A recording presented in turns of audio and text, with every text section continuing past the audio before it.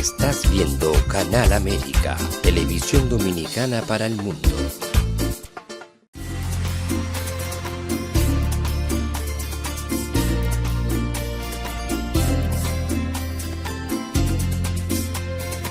A Time for Truth show is sponsored by the Office of Dr. Bernard Fialkoff, a periodontal, dental implant and laser specialist in New York City, for over 40 years. Dr. Fialkoff was honored by the International College of Dentists and Pierre Fauchard, and received the Presidential Lifetime Humanitarian Honor from the White House. Call us at 718-229-3838. Sometimes life can be so damn hard. You don't know where to go. Everything keeps falling apart. Yeah.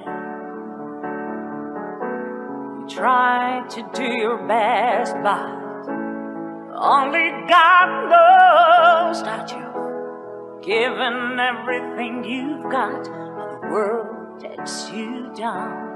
You just keep moving on. Let your fears. Welcome to A Time for Truth show. I'm your host, Dr. Bernard Fialkoff. Welcome back again with a beautiful summer. Been unbelievable. We had a great parade the other day that we marched in, the Bronx Dominican Day Parade, and soon in August will be the Manhattan Dominican Day Parade. Wonderful, processions, people, excitement. And, tonight we have a special show for you because we have so much in our world, but we have leaders. But what do they do when they become a leader? What is the change that they make? What happens as a result of their position, of the altitude that they get to? And so we're very lucky that we have someone with us tonight that has lived an exemplary life, a life in a tough city, New York City. Buddha, let's put up her pictures on the screen and let's introduce Cristina Contreras of the Dominican Republic, LMSW, MPA, FABC. She has a whole alphabet, and she's Chief Executive Officer of the New York City Health Hospitals Metropolitan units. 29 years, over 29 years of progressive leadership, experience at the executive level of management of inpatient, ambulatory, clinical, ancillary services in this hospital and many other institutions previous to that. She's well known and obviously respected to get to the position that she has within New York City Health Hospitals, which is the country's largest municipal healthcare system, a wonderful system. She holds a bachelor's in social work from Lehman College, a master's in social work from Fordham University. That wasn't enough, so she got a second master's in public administration from Baruch College, and she had to go with my Jewish people to make it even tougher. In recognition of her leadership and service to the community, she's been the recipient of many honors, listing on the City and State Power Players list, the Government Service Leadership Award by 100 Hispanic Women National, the Hero of Hope, and the Champion of Inclusion by the New York City Hispanic Chamber of Commerce, and received the New York College of Podiatric Medicine's honorary degree of Human Letters, honoris causa. She also serves as the chair of this beautiful parade that I was talking to you about, the National Dominican Day Parade, since 2021, and on the board of the New York chapter of the Alzheimer's Association, and on the board of the directors of RAIN, Total Care Incorporated. Buddha, let's bring her up live right here next to me and bid a warm welcome to Cristina Contreras. Bienvenida. Bienvenido, gracias. Es un placer. It's a pleasure to have you here. Thank you for inviting me. I really appreciate it. It's an honor for me. Well, it's very special because, as I was telling our viewers, look at what we suffer from in our country, in the world. Leadership that doesn't really get what we need to get. Positions that they have. We have someone in South America who hopefully will change what he's been doing. We'll see. And, you know, I'm from Cuba, where my country went a little bit sideways. And but tonight we're very lucky. And I wanted to ask you something, Cristina, because you're so passionate. Yeah. And I want to start with that first. Tell us a little bit about why you have this passion, why you care so much about your community. So it's very simple for me. I grew up in a very difficult neighborhood in the Dominican Republic, and when I first came here, I always lived in the Bronx, and there was a lot of challenges in our communities, a lot of underserved people, and I realized that that was always an issue, and I was blessed to be helped when I was in high school by someone in the healthcare field. She was a psychologist. She did a lot of great work with the groups. And I liked what she did. I wanted to become someone similar to her, be influential and help other people. And I went for social work. I felt that social work would be something that would make me feel rewarded in a sense, and be able to deal with people and help them in different ways. Interesting. You know, this is a question that just popped into my head out of the blue with what you were talking about. Were you like into gymnastics or sports when you were in high school? I know I don't look like I was, right? But I mean, in high school, they do expose you to everything. Believe me, I was doing everything from running. I was doing, I claimed that I was swimming. I don't know how to swim, but I was doing something. I figured it out. I was into some sports, limited sports, running. I was doing exercise, gymnastics, basketball, softball, and swimming.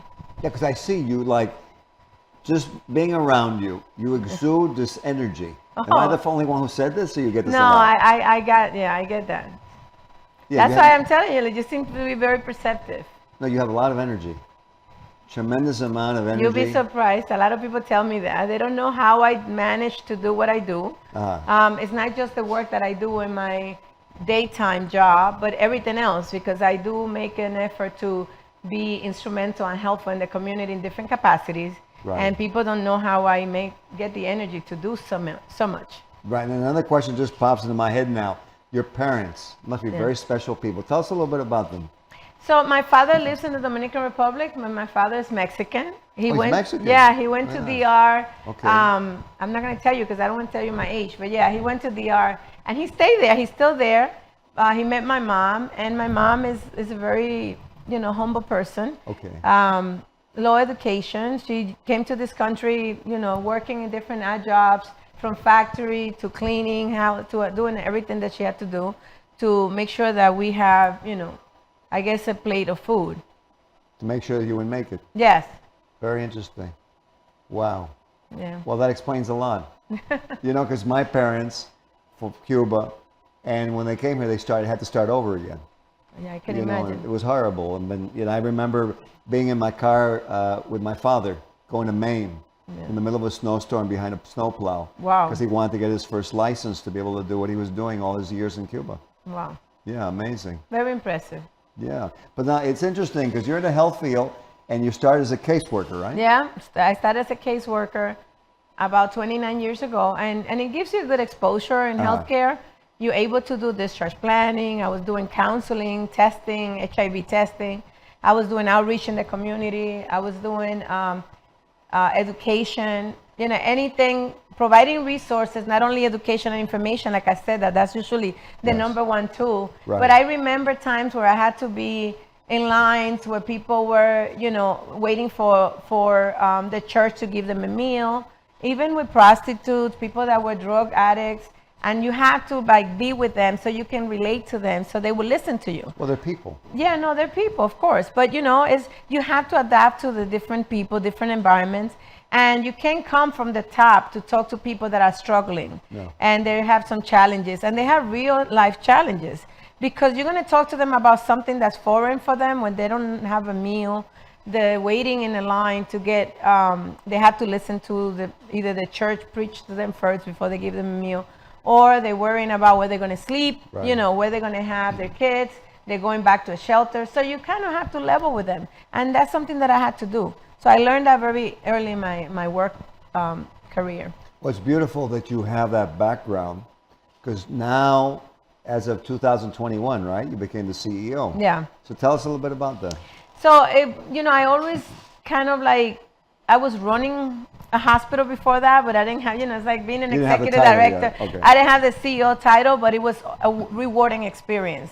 Very challenging. But when I became the CEO, it was kind of like a formal position now. And I'm one of the few, if not the only female Dominican in that capacity. So that comes with a lot of responsibility. It's not just having the title, it's not just for Cristina Contreras, but it's for everybody that looks like me, all immigrant women that come here trying to make a better life for themselves. Because I always say when I first came, I had all the odds against me. And I always say that. I not only am a woman, I'm an immigrant woman. The language, I didn't know the language here. I'm still learning English. I always say that. Okay, so you didn't speak English when you came? At all, nothing. Nothing. I didn't even know, and it was a challenge for me because in some countries they do put you through English school. You learn. Sure. Listen, sure. I was going through a lot of difficult times. I grew up with my grandmother. And we didn't even, I was struggling just like the people that I was telling you about. Sometimes we didn't know where the next meal was going to come. So learning a second language was not a priority for us. But either way, I came in and I made it. So being in my position, it makes me feel like, wow, you know what? When I was trying to become someone in a leadership capacity, I didn't see people that look like me.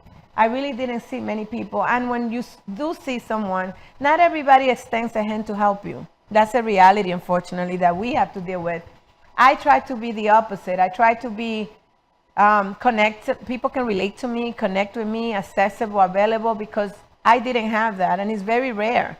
People that are in certain positions, they don't become available to you. No. You're not the priority. The priority is moving to the next best thing, or they made it and they feel that they don't need anybody. I'm not here to judge anyone, but I'm telling you the reality of my experience and why being in that capacity as a CEO, it made it for me that I need to be there for everybody else and create that opportunity, and also so they can see somebody that looks like them in a position of power. That's right. Yeah. Well, you know what? It's interesting because I interview a lot of people, and I've seen a lot of people when they run for office and whatever, and obviously they're going to say the right things. But as I was looking at everything that you've done, I looked and I go, wow, this person has done so much. But I want to ask you something, because it came out in everything that you were doing. Yeah. Is why is it that you are so strong? What is it that you've seen that you want to serve the people in your community that need help? I think for real, not my words, but for real. No. Yeah. I think it's one of those things that you don't really think about a lot. I didn't start doing like, let me do this, let me help. I'm just the type of person that if you need me, I go out of my way. And I'm not saying I'm a saint, because I never intend to say that. But I just feel that people need you sometimes. And if you're not there for them, what are you doing? Like, you don't have a purpose in life. If you're not there, that you can extend a hand and help somebody else. Or, now don't get me wrong, I'm not saying that I'm just going to be just being like, I use certain terms to describe, right? It's not like I'm just there for anybody. If you don't need the help, that's fine. I'm not going to force my situation or force people to want the help. Right. But if you're in a position where you come to some terms and you say, you know what, I'm interested in getting a job, for instance. Of course, I'm going to give you the resources. I can sit down with you, say, what are your thoughts? What are you thinking? What are you trying to do? Oh, I'm trying to accomplish this. What have you been doing? This is what you need to do. This will help you. This will position you. Work on this. I can do that, because a lot of people don't do that. Unless there's something in it for them, a lot of people don't take the time. That's right. There has to be something for them. Otherwise, it becomes irrelevant for them. That's what's missing in our world today, don't you think? I believe so. So I didn't always start to say, oh, let me be helpful in the community.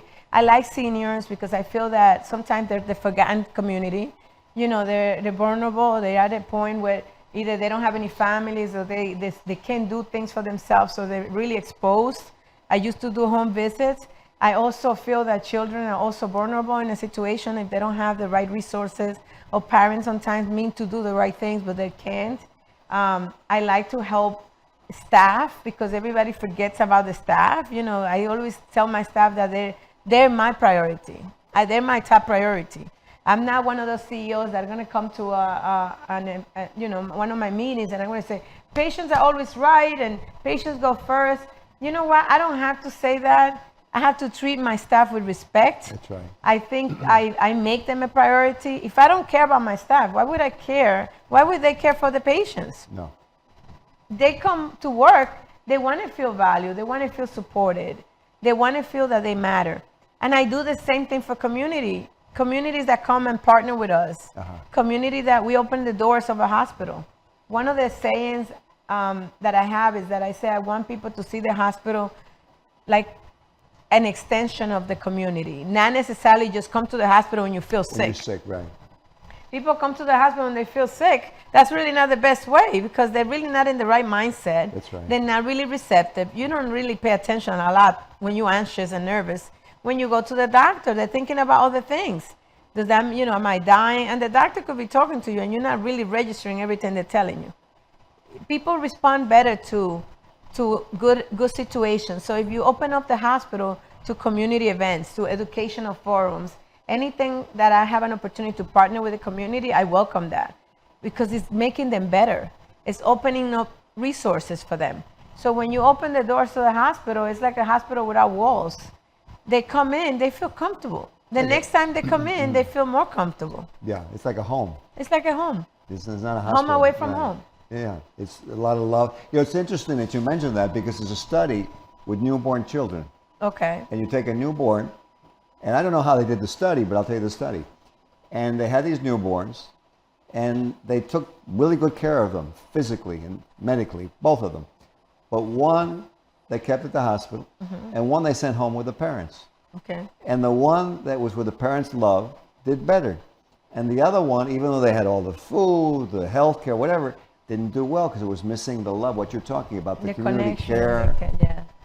It's amazing that you say that. And the Surgeon General came out with an advisory of loneliness and isolation and how we need to communicate with each other. So I wanted to ask you a question.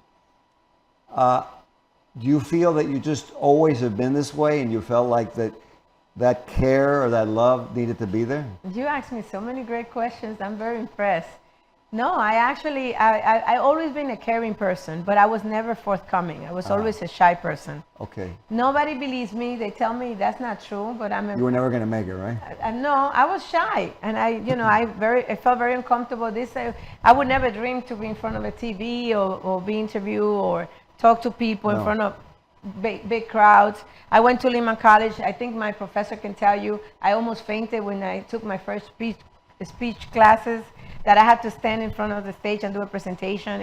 I was literally crying. I was so nervous. Wow. So yeah, I always been very shy, but I did always care for people, and I connected with people in a certain way. I never understood why, but I can relate to what people need.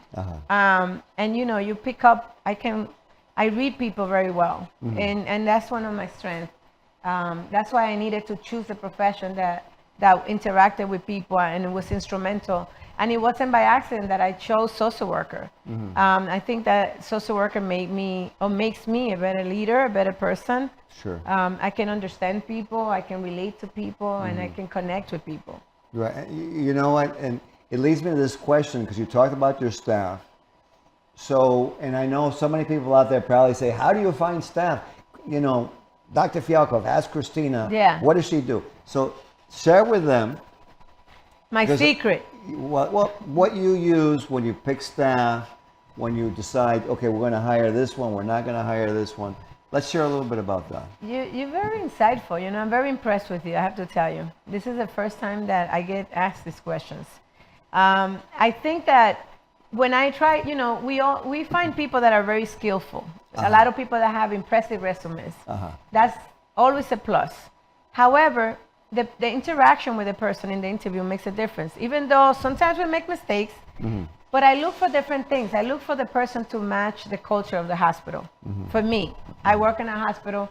I need to make sure that that person is going to feel a connection to the environment, that I'm trying to build a culture in my hospital. You know, building culture takes time. And I need to make sure that that person is the right fit for the hospital and the hospital is the right fit for the person. Because you're also making a commitment. I don't want somebody to come for an interview. When you go for an interview, you're also assessing. You're not just going because you're desperate and you need a job. Hopefully, you're also seeing if that's the right place for you. That's right. We don't always want to work. The place could be great, but if the connection is not there, or you feel empty, or you don't feel engaged, you don't want to work there. I mean, I want people to feel welcome in a place. I want people to feel engaged, that they want to come to work every day. I've been blessed. I feel like that every day. I have to tell you, I love what I do. And for the 29 years that I've done, maybe one or two occasions that I've been like a little maybe discouraged, but overall I always feel excited to come to work. I bring my best energy. I don't come to work miserable, and I want my staff to feel like that. I want them to feel welcome. I want them to feel supported. So when you interview somebody, you have to make sure that that person is the right fit for the culture. That's important, that they bring some value to you and to the staff, not just come at a high level with a good resume and they're not going to be able to connect. That's right. And it seems like I'm talking a lot about connection, but it just, you know, it's kind of like in everything that we do. But you know, I should make a bigger point of it. The Surgeon General came out with something scientific, because people probably, when they heard it, said, well, maybe that's his philosophy, and he's a nice man, he's a doctor. But he actually came out with an advisory. It was in the fall of last year. And what he found is that we were suffering from more physical diseases, heart problems, mental problems, and it was because of isolation. Yeah. What you were talking about, That's the connection, but we had a lack of connection. And what he said was very interesting. He said, not only was it an opportunity, but I'll tell you what he said that you're going to love. I think you're going to love this. He said it was an obligation. Yeah. That we had a duty to communicate with each other. This is the Surgeon General of the United States of America, Murthy. And it's true. And it's amazing that he came out with that, because I said, wow. And now here you are talking about that. Yeah. I wanted to ask you something, because as you're talking, have you ever thought in a few years that maybe you would go up to the federal level and be something on health and welfare? Oh my God. Have you ever thought of that? You know, I don't know how you do this, but you've been very insightful. Lately, actually, I've been exploring, you know how you have to kind of find yourself and kind of start looking in the future and restructure what your goals are, and Sure. and look at them once again and make sure that you're on the right track. I had considered that in the past, yeah. And it's interesting that you asked me that, because yeah, it's not out of the question. I can see that. I can see in our country, and I'm a Cuban American, you're a Dominican American, there's Chinese Americans, there's African Americans. It really doesn't matter. We're a country of immigrants, but each one of us has something special that we offer. Yeah. And so I think that, I could see you in that role. In fact, I wanted to tell you, there's a march that we're August 23rd on a Friday. There's a women's march in D.C. Okay. Yeah, I know you probably would love to come. It's going to be Lincoln Monument, Yeah. and they're organizing it. And I know they probably love to have you speak, because you're a very powerful, competent, successful woman. Thank you. And you're welcome. It's about women across the whole country. That's nice. And yeah, so let me ask you a question.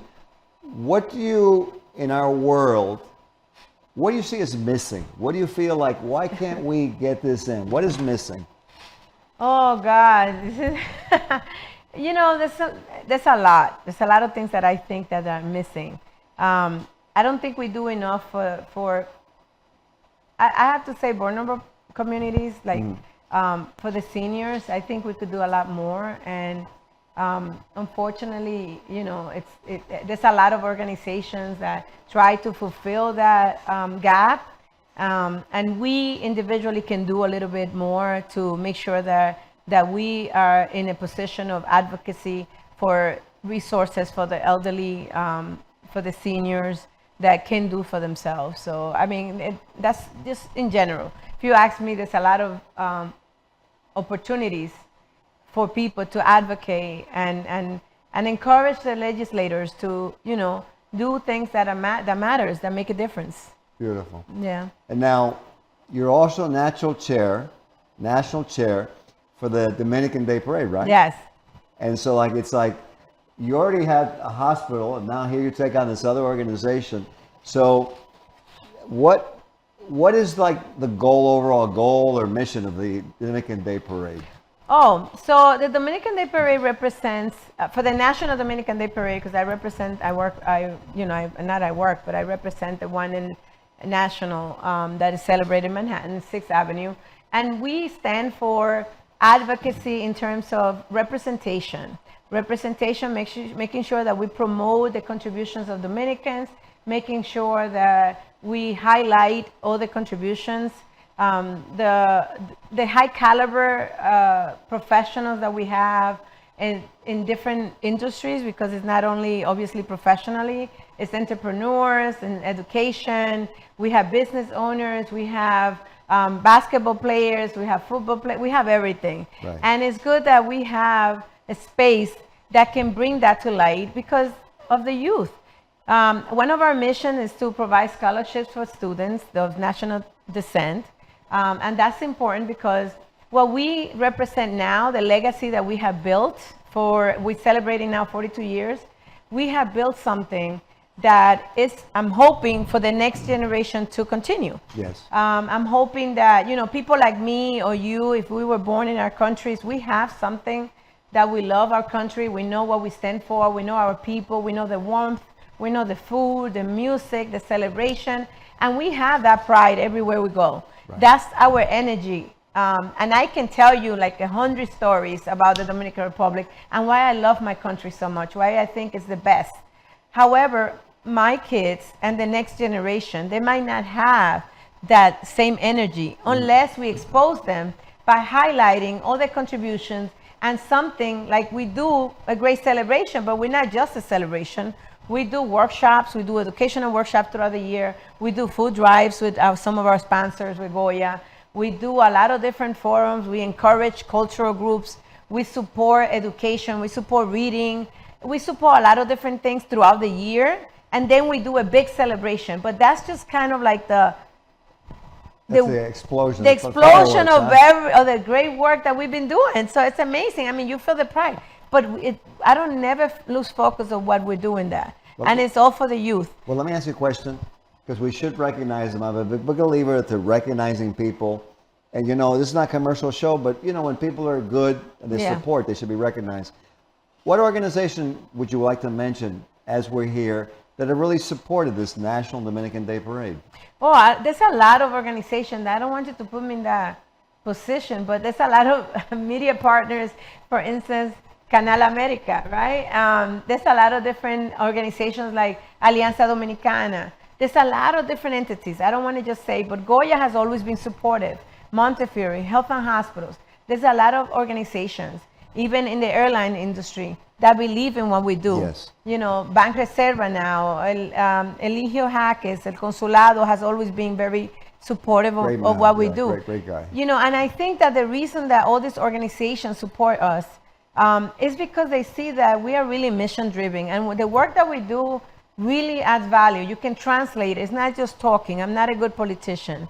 We have ABC, we have Channel 11 now. Pix 11 is going to be broadcasting us for the first time. Beautiful. We have a lot of different organizations. I don't want to leave anybody out, but the sponsors that help us complete our mission, because everything that we do is really, except for the expenses of what it takes to do a parade, everything goes to the scholarships. We've been doing this since 2015 with the new restructuring of the parade, and we have been able to award a little bit over $1 million in scholarships to 255 students. I mean, that's impressive. That's doing something. That's impressive. And we're not talking about $3.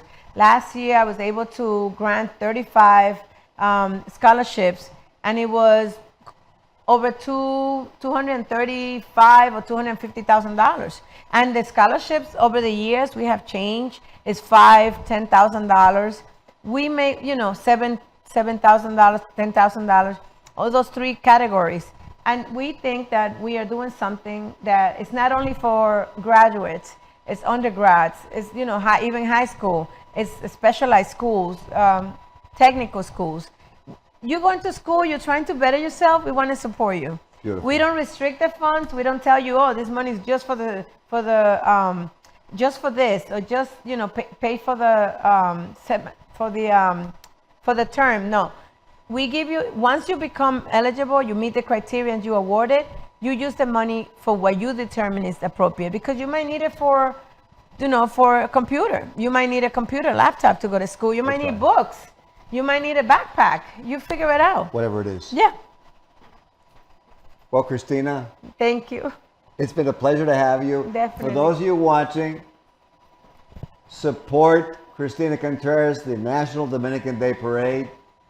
They're doing so much good for so many young people that are going to change our world. Yeah. And you can see her passion. You can see what she's talking about. Let's each one of us take a look. How can we have more passion? How can we have more care? And follow the example that she's giving us tonight on this show. I feel so happy to have had her on the show. I know all of you probably enjoyed it. Cristina Contreras, thank you so much. Thank you so much for having me. It's a pleasure. Have a good night. And we'll see you August 11th, the National Dominican Day Parade in Manhattan. This show was sponsored by A Time for Truth Foundation Incorporated as a community service. Sometimes life can be so damn hard. You don't know where to go. Everything keeps falling apart. Yeah. You try to do your best, but only God knows that you've given everything you've got. But the world takes you down. You just keep moving on. Let your feet